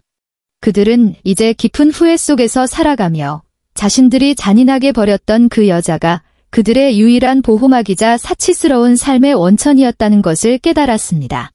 민준은 매일 인터넷에서 서현의 사진을 보며 한때 허약했던 서현과 현재 비즈니스 무대에서 빛나는 서현을 비교해야 했습니다. 이 후회는 서현이 겪었던 피로보다 훨씬 치명적인 병이었습니다. 서현이 이혼 소송을 제기하고 민준이 모든 것을 잃은 지 3주가 지났습니다. 오늘은 그들의 첫 이혼 재판이 열리는 날이었습니다. 법정 분위기는 긴장감이 감돌았고 불륜, 모욕, 그리고 놀라운 숨겨진 부가 얽힌 이 드라마에 관심 있는 기자들과 대중으로 가득 찼습니다. 서현은 사설 경호원들의 철저한 호위 아래 그녀의 든든한 버팀목인 강 변호사와 충성스러운 친구 지은과 함께 도착했습니다. 서현은 짙은 색 정장을 입고 권위와 평온함을 풍겼습니다. 그녀는 똑바로 앉아 정면을 응시하며 전 남편에게는 한치의 관심도 주지 않았습니다. 한편 민준과 박 여사는 전혀 다른 모습으로 법정에 나타났습니다. 민준은 기운이 없어 보였고 더 이상 몸에 맞지 않는 낡은 정장을 입고 있었습니다. 평소 화려하게 치장하던 박 여사는 이제 수수한 옷차림으로 카메라의 시선을 피하려 애썼습니다. 그들 곁에는 경험이 부족해 보이는 젊은 변호사가 따랐고 민준이 마지막 남은 돈으로 겨우 고용한 사람이었습니다. 재판이 시작되자 민준은 서현을 바라보며 전 아내의 눈에서 약간의 온정이나 동정이라도 찾기를 바랐습니다. 하지만 그가 본 것은 차갑고 단호하며 계산적인 기업가의 눈빛뿐이었습니다. 민준의 마음은 가라앉았습니다. 그는 자신이 알던 그 서현, 그 약하고 순종적이던 서현은 죽었다는 것을 깨달았습니다. 첫 재판은 강 변호사의 진술로 주도되었습니다. 강 변호사는 힘차고 자신감 있는 목소리로 유기, 모욕적인 언어폭력, 그리고 서현이 아플 때의 배신을 포함한 이혼 청구의 세부 사항을 낭독했습니다. 그는 민준이 병원에서 서현을 모욕하는 녹음 파일을 재생했고 법정 전체는 침묵에 빠졌습니다. 민준의 변호사는 민준이 단지 스트레스가 심했고 녹음 파일이 편집되었다는 이유로 반박하려 했지만 그 영향은 이미 돌이킬 수 없었습니다. 다음은 가장 결정적인 부분, 재정 및 자산 세부 사항의 공개였습니다. 강 변호사는 반박할 수 없는 증거를 제시했습니다. 민준이 서명한 혼전계약서, 그 안에는 서현의 개인 사업을 통해 얻은 모든 자산이 완전히 서현의 소유라고 명시되어 있었습니다. 그리고 나서 강 변호사는 서현의 진짜 정체를 드러내기 시작했습니다. 존경하는 재판장님, 강 변호사가 말했습니다. 제 의뢰인 김서현 씨는 가정의 화목을 위해 그녀의 진짜 정체를 숨겨왔습니다. 그녀는 지노테크 글로벌의 CEO이자 유일한 소유주이며 이 회사는 인공지능 분야에서 운영되며 수조 원 가치의 프로젝트를 보유한 기술 회사입니다. 방청석에서 웅성거림이 일었습니다. 민준과 박 여사는 충격으로 말을 잇지 못했습니다. 이미 TV에서 보았지만 법정에서 합법적인 증거와 함께 이 모든 것을 듣는 것은 마치 쓰나미에 휩쓸리는 것 같았습니다. 강 변호사는 서현의 재무보고서를 대형 스크린에 투사했습니다. 김서현 씨의 월 평균 순수입은 10억 원에 달합니다. 박민준 씨가 자신의 것이라고 주장하는 모든 부동산, 고급 빌라, 차량, 투자 계좌는 전부 김서현 씨가 회사 자금으로 구매한 재고 자산이며 단지 박민준 씨가 편안하게 느끼도록 소유권을 위장했을 뿐입니다. 민준은 분노와 절망 속에서 자리에서 일어섰습니다. 거짓말. 사기야. 그렇게 부자였으면 왜 항상 아프다고 했어? 왜 항상 평범한 사람처럼 입고 다녔냐고 민준이 소리쳤고 눈물이 뺨을 타고 흘러내렸습니다. 재판장이 법봉을 두드리며 정숙을 요구했습니다. 서현은 민준을 보며 법정에서 처음으로 그에게 직접 말했습니다. 내가 아팠던 건 당신의 거짓말을 덮어주는데 지쳤고 당신의 자존심 값을 치르는데 지쳤기 때문이야, 민준 씨. 서현이 말했습니다. 그녀의 목소리는 크지 않았지만 날카로웠습니다. 내가 수수하게 입었던 건 당신이 내 돈이 아니라 나라는 사람을 사랑해주길 바랐기 때문이야. 하지만 당신은 내가 아플 때조차 나를 사랑할 수 없었어. 당신은 오직 당신 것이라고 믿었던 그 돈에만 관심이 있었지. 민준이 반격하려 했습니다. 하지만 넌 날 속였어. 이 모든 걸 나한테 숨겼잖아. 강 변호사가 즉시 그를 가로막았습니다. 박민준 씨, 김서현 씨는 당신을 속인 것이 아니라 당신이 자신을 속인 것입니다. 법 앞에서 당신은 자산을 명확히 구분하는 계약서에 서명했습니다. 제 의뢰인은 단지 그녀의 사생활을 보호했을 뿐입니다. 오히려 당신이야말로 제 의뢰인의 회사 자산을 유기하고 절도하려 했습니다. 민준의 변호사는 서현의 신분 사기가 민준에게 정신적 피해를 입혔으며 배상금을 지급해야 한다고 주장하려 했습니다. 하지만 강 변호사는 이를 신속하게 반박했습니다. 정신적 피해라고요? 정신적 피해를 주장해야 할 사람은 제 의뢰인입니다. 박민준 씨는 그녀가 엄청난 업무 스트레스와 싸우는 동안 그녀를 병약하다고 모욕했습니다. 저희는 영상 증거를 가지고 있습니다. 저희는 또한 박민준 씨가 이혼 소송을 제기한 지 단 이틀 만에 재혼했다는 증거도 가지고 있습니다. 저희는 박민준 씨가 김서현 씨의 부에 대해 전혀 몰랐을 뿐만 아니라 어떠한 기여도 한 적이 없다는 증거를 더 가지고 있습니다. 강 변호사는 민준의 모든 자금이 서현의 회사 계좌에서 나왔다는 것을 보여주는 은행 이체 기록을 제시했습니다. 서현이 일어섰습니다. 그녀는 재판장에게 말했지만 시선은 다시 민준과 박 여사에게 향했습니다. 존경하는 재판장님, 저는 단지 품위 있게 이혼하고 싶습니다. 저는 박민준 씨에게 아무것도 요구하지 않으며 단지 그가 가져가려 했던 자산의 남은 부분을 반환하고 제게서 멀어지기를 바랄 뿐입니다. 저는 돈만 사랑하는 한 남자를 사랑하기 위해 제 인생의 5년을 낭비했습니다. 저는 제 진짜 삶을 시작하고 싶고 제 이야기가 모든 사람에게 교훈이 되기를 바랍니다. 절대 약해 보이는 여자를 얕보지 마십시오. 왜냐하면 그녀가 일어서기로 결심했을 때 누구도 그녀를 쓰러뜨릴 수 없기 때문입니다. 민준과 박 여사는 고개를 숙였고 그들의 얼굴은 수치심으로 붉어졌습니다. 그들은 법정 앞에서 자신들에게는 아무런 논거도 없다는 것을 깨달았습니다. 민준은 유기, 언어폭력, 그리고 배신으로 이혼당하는 남자였습니다. 그리고 가장 치욕적인 것은 그가 모욕했던 여자의 돈으로 생활해왔다는 사실이 대중 앞에서 완전히 드러났다는 것이었습니다. 재판은 최종 판결을 기다리며 휴정했습니다. 서현은 기자들에게 둘러싸인 채 서둘러 떠났고 신비로운 미소만을 남겼습니다. 민준과 박 여사는 점차 비어가는 법정에 홀로 남겨졌습니다. 이제 그들은 서로를 비난할 수밖에 없었습니다. 다 너 때문이야, 어머니. 왜 항상 걔를 무시해야 했어요? 이제 우리는 전국적으로 도둑과 사기꾼이라는 낙인이 찍혔다고요. 민준이 쉰 목소리로 소리쳤습니다.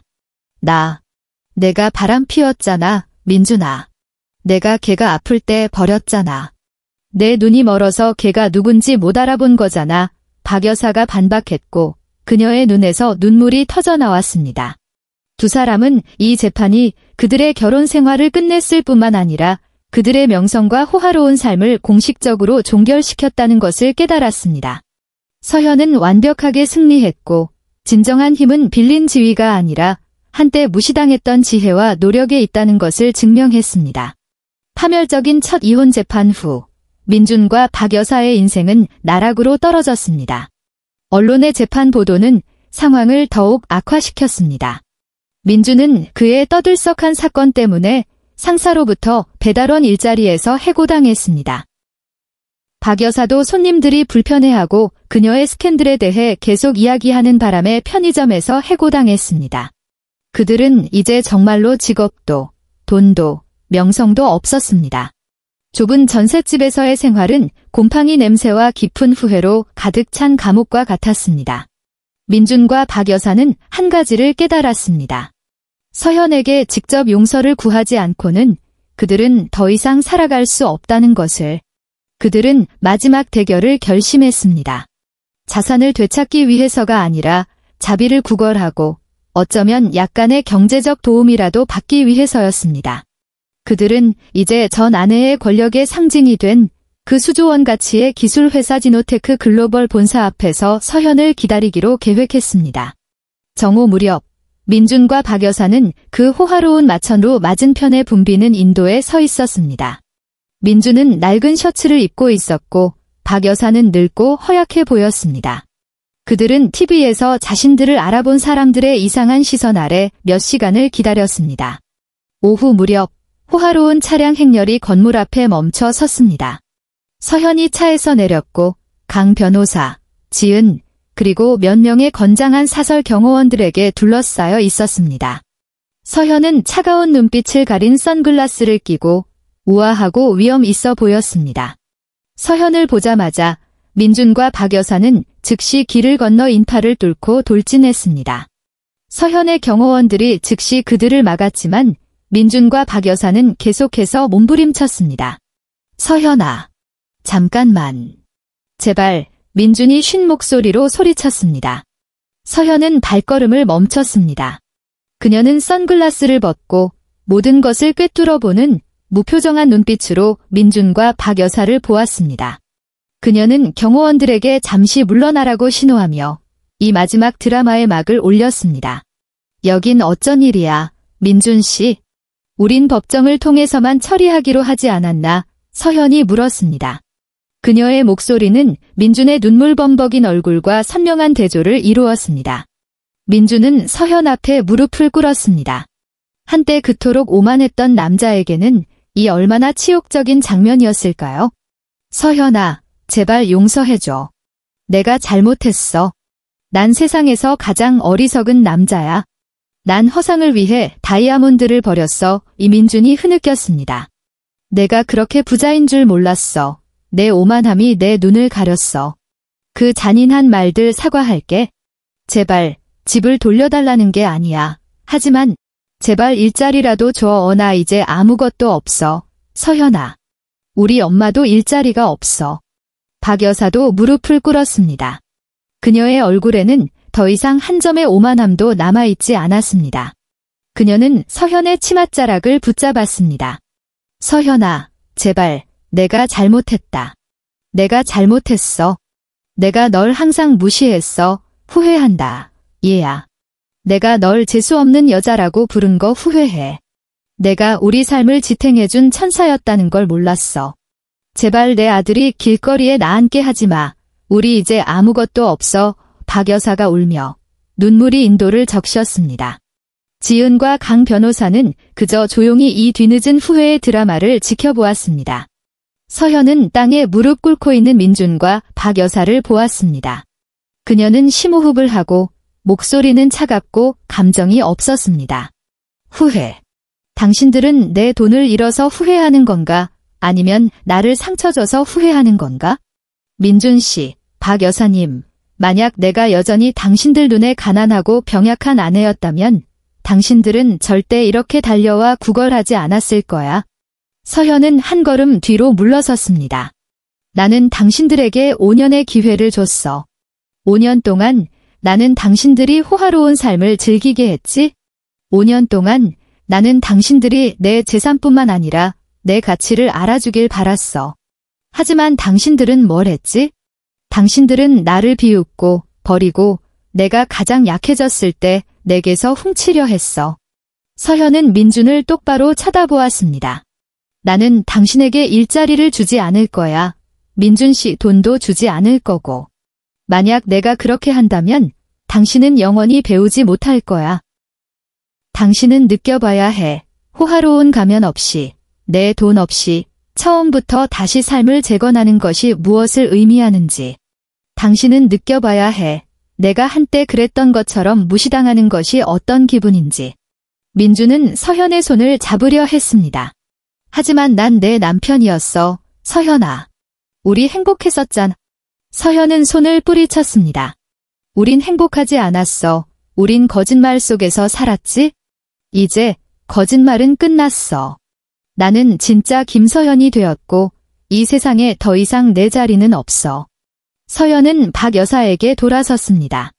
박 여사님, 저는 당신이 한 여성의 존엄성이 그녀의 집안 배경으로 결정되는 것이 아니라 그녀의 마음으로 결정된다는 것을 배우시길 바랍니다. 저는 당신이 평온을 얻고 정직한 방법으로 생계를 꾸려나가시길 기도합니다. 서현은 경호원들에게 떠나라고 신호하며 이 두 사람이 사무실 구역에 접근하지 못하도록 막으라고 지시했습니다. 민준과 박 여사는 경호원들에게 강제로 끌려갔습니다. 민준은 여전히 몸부림치며 서현의 이름을 외쳤지만 서현은 이미 뒤도 돌아보지 않고 그 웅장한 건물 안으로 들어갔습니다. 민준과 박 여사의 눈물은 이 순간 타는 듯한 수치심과 뒤섞였습니다. 그들은 서현이 모든 문을 닫아버렸다는 것을 깨달았습니다. 민준과 박 여사는 이 순간 텅 빈 인도에 서 있었고 그들의 후회는 수천 킬로그램의 황금보다 더 무거웠습니다. 민준은 그 높은 빌딩을 올려다보며 자신이 버린 것이 부유한 여자뿐만 아니라 지혜롭고 강한 여자였다는 것을 깨달았습니다. 그는 서현이 잔인한 것이 아니라 단지 그들이 받아야 할 결과를 주었을 뿐이라는 것을 깨달았습니다.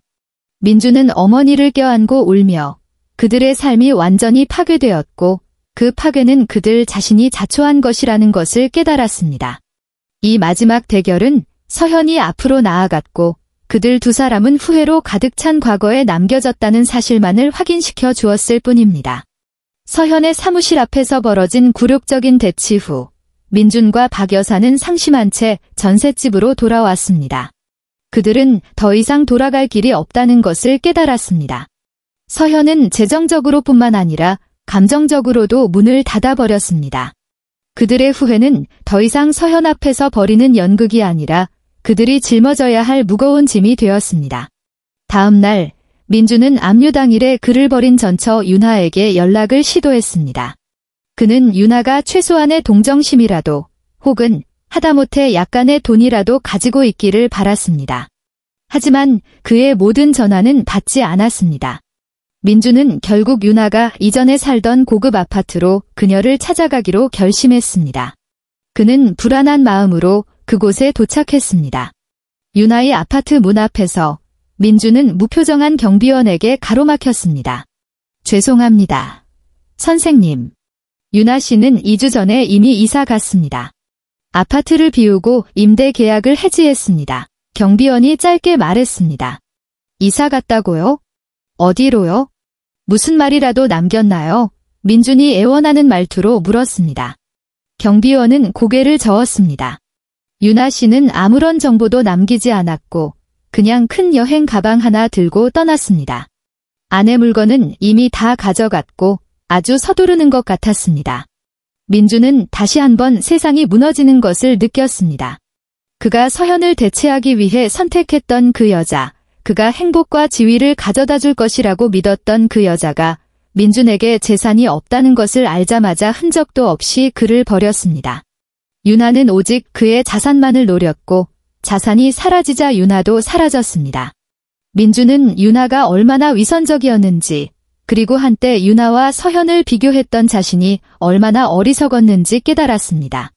서현은 불을 숨겼지만 항상 충성스럽게 그의 곁을 지켰습니다. 윤하는 돈이 있을 때만 나타났습니다. 민주는 이 나쁜 소식을 가지고 전셋집으로 돌아왔습니다. 초조하게 기다리던 박 여사는 즉시 히스테리를 부렸습니다. 뭐, 그 여자가 도망쳤다고? 빌어먹으련. 우리 돈만 노렸던 거야. 정말 뻔뻔하네. 박 여사가 분노에 차 소리쳤습니다. 그만하세요, 어머니. 걔도 저보다 나을 거 하나 없어요. 우리 둘 다 그냥 재물에 눈이 멀었던 거예요. 민준이 지친 목소리로 말했습니다. 그는 이제 정말로 후회에 가득 찬 것처럼 들렸고 이 쓰라린 경험은 그가 환경을 탓하는 것뿐만 아니라 자신의 잘못을 반성하게 만들었습니다. 민준과 박 여사의 재정 상황은 최악에 이르렀습니다. 그들은 마지막 남은 개인 물품이 민준이 서현의 돈으로 산 시계, 박 여사가 자랑스러워하던 모조보석을 팔기 시작했습니다. 판 돈은 그들이 며칠간의 끼니를 때우기에 충분할 뿐이었습니다. 그들은 거의 반찬도 없는 밥을 먹어야 했고 과거에 자주 즐겼던 호화로운 연회와는 고통스러운 대조를 이루었습니다. 어느 날 밤 민주는 고열에 시달렸습니다. 박 여사는 얼마 남지 않은 약으로 그를 간호했습니다. 민주는 잠결에 신음하며 서현의 이름을 불렀습니다. 서현, 미안해. 제발 도와줘. 박 여사는 아들 곁에 앉아 눈물을 흘렸습니다. 알아, 아들아. 엄마도 후회해. 서현이는 좋은 여자였어. 우리가 눈이 멀었던 거야. 박 여사는 민준을 껴안으며 그들에게 닥친 응보가 얼마나 끔찍한지 깨달았습니다. 한편 서현의 이혼 뉴스는 계속해서 대중의 관심을 받았습니다. 서현은 지은 강 변호사와 함께 기자회견을 열었습니다. 이 기자회견은 그녀의 드라마틱한 삶에 대한 것이 아니라 서현의 자선 활동 발표에 관한 것이었습니다. 서현은 민준의 시도에서 되찾은 자금의 대부분을 자선단체에 기부하여 가난한 아이들을 위한 학교를 짓는 데 사용하겠다고 발표했습니다. 저는 오만함을 위해 사용될 뻔한 돈이 선행을 위해 사용될 수 있다는 것을 증명하고 싶습니다. 저는 이 돈이 불행을 가져오기를 원하지 않습니다. 저뿐만 아니라 많은 사람들에게 새로운 시작이 되기를 바랍니다. 서현이 카메라 앞에서 진심으로 미소 지으며 말했습니다. 민준과 박 여사는 작은 식당의 TV에서 이 기자회견을 보았고 그때 그들은 밥 한 그릇을 나눠 먹고 있었습니다. 민준은 화면을 응시하며 이제 고귀한 아우라를 풍기는 서현을 보았습니다. 그녀는 정말 대단한 여자야. 민준이 속삭였습니다. 목소리에는 뒤늦은 감탄이 가득했습니다. 그녀는 부자일 뿐만 아니라 황금 같은 마음을 가졌어. 그리고 나는 그녀를 버렸지? 박 여사는 소리 없이 울었습니다. 그녀는 한때 자신이 모욕했던 여자 서현이 이제 영웅이 된 것을 보았습니다. 그녀는 서현의 운명과 자신의 운명을 비교했습니다. 서현은 일어섰고 그들은 쓰러졌습니다. 박 여사는 아들 민준이 빈털터리로 전셋집에 병들어 누워있고 그가 선택한 여자에게 버림받고 세상에 잊힌 것을 보았을 때 비로소 진정한 후회가 찾아왔다는 것을 깨달았습니다. 서현의 월수입 10억이라는 분은 이제 고통스러운 동화가 되었고 그들의 어리석음과 오만함을 영원히 상기시키는 기념품이 되었습니다. 그들은 마침내 바닥에 떨어졌고 재산뿐만 아니라 삶의 의지까지 완전히 파산했습니다. 그들은 더 이상 아무런 도움도 없다는 것을 알았습니다. 민준과 박 여사는 이것이 자신들의 행동의 결과 한때 그들이 병약한 아내라고 불렀던 그 여자가 조종한 재정적 응보라는 것을 받아들여야 했습니다. 그들은 처음부터 다시 시작해야 했습니다. 사치도, 인정도, 희망도 없이. 1년이 지났고 삶은 수레바퀴처럼 굴러가 서현을 최고의 정점으로 밀어올렸고 민준과 박 여사는 빈곤과 후회의 나락으로 가라앉았습니다. 서현은 더 이상 자신의 정체를 숨기지 않았습니다. 그녀는 세계적으로 유명한 CEO 김서현이었고 그녀의 회사 디노테크 글로벌을 상상할 수 없는 높이로 끌어올린 영감을 주는 여성이었습니다. 그녀는 각종 비즈니스 잡지의 표지를 장식했고 동료들에게 존경받았으며 그녀의 우아한 복수와 자선 활동으로 사회의 찬사를 받았습니다. 서현은 비즈니스 제국을 건설했을 뿐만 아니라 과소평가된 여성의 힘의 상징으로서 자신의 이미지를 구축했습니다. 한때 압류되었던 그 고급 빌라는 이제 젊은 여성들을 위한 비즈니스 인큐베이팅 센터로 변모했고, 이는 민준과 박 여사에게는 달콤한 아이러니였습니다. 서현은 과거의 고통스러운 기억에서 벗어나 그녀가 직접 디자인한 새로운 펜트하우스에서 평화롭게 살았습니다. 그녀의 충실한 친구 지은은 부사장으로 승진했고 서현의 가장 신뢰받는 파트너가 되었습니다. 어느 날 오후, 서현은 중요한 비즈니스 회의를 진행하고 있었습니다. 그녀는 이제 건강하고 환하게 빛나며 미소를 띠고 있었습니다. 한때 그녀를 병상에 눕게 했던 스트레스는 오래전에 사라졌고 그 자리는 진정한 행복과 만족감으로 채워졌습니다. 강 변호사가 최종 서류를 가지고 들어왔을 때 그녀는 미소 지었습니다. 이혼 판결이 확정되었고 법적 효력을 갖게 되었습니다. 축하드립니다. 김 대표님, 강 변호사가 서류를 건네며 말했습니다. 이제 완전히 자유로우십니다. 박민준 씨와는 더 이상 아무런 관계가 없으며 모든 자산도 완전히 회수되었습니다. 감사합니다. 강 변호사님. 변호사 이상의 일을 해주셨습니다. 서현이 서류를 받으며 대답했습니다. 그녀는 서류를 한번 훑어보고 아무런 미련 없이 내려놓았습니다. 이제 우리의 초점은 유럽의 새로운 프로젝트입니다. 과거는 끝났습니다.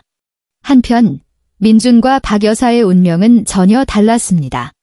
1년 동안 정식 직업 없이 고군분투한 후 그들은 그 좁은 전셋집에서 도시 외곽의 허름한 고시원 방으로 이사해야 했습니다.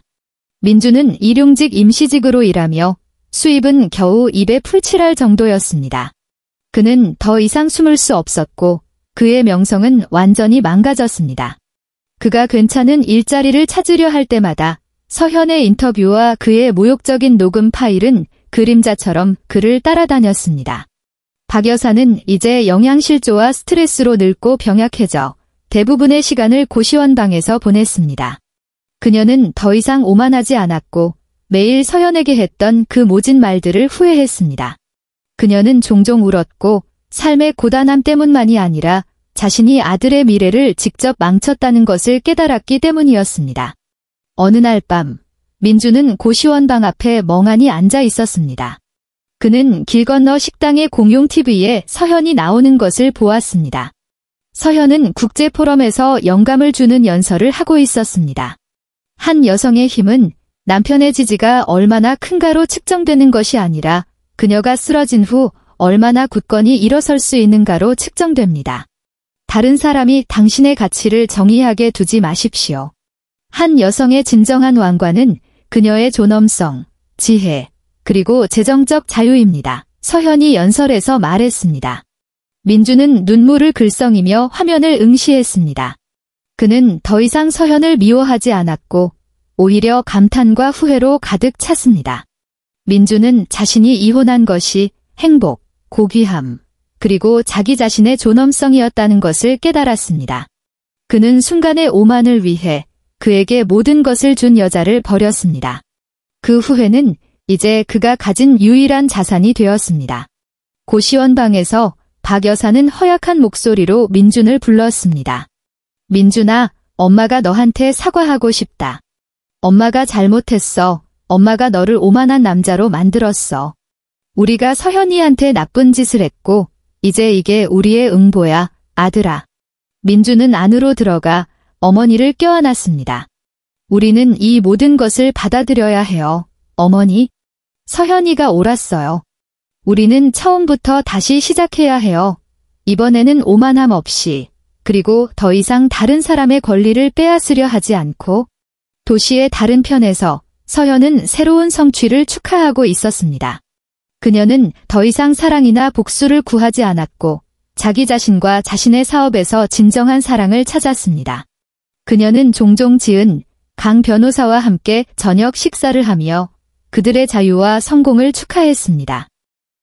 서현은 새로운 결말이 누군가의 아내로서가 아니라 강력하고 존경받는 김서현으로서 자신의 운명을 지배하는 것임을 증명했습니다. 그녀는 모욕과의 싸움에서 이겼고 그 존엄의 왕관은 이제 그녀의 머리에 완벽하게 씌워져 있었습니다. 나의 친구들이여, 이것이 서현 이야기의 끝입니다. 기억하십시오. 절대 약해 보이는 여자를 얕보지 마십시오. 왜냐하면 그녀가 일어설 때 그녀는 결코 도움을 청하지 않을 것이기 때문입니다. 서현은 우리에게 존엄과 자존감이 수조 원의 재산보다 훨씬 더 가치 있다는 것을 가르쳐 주었습니다. 엔드.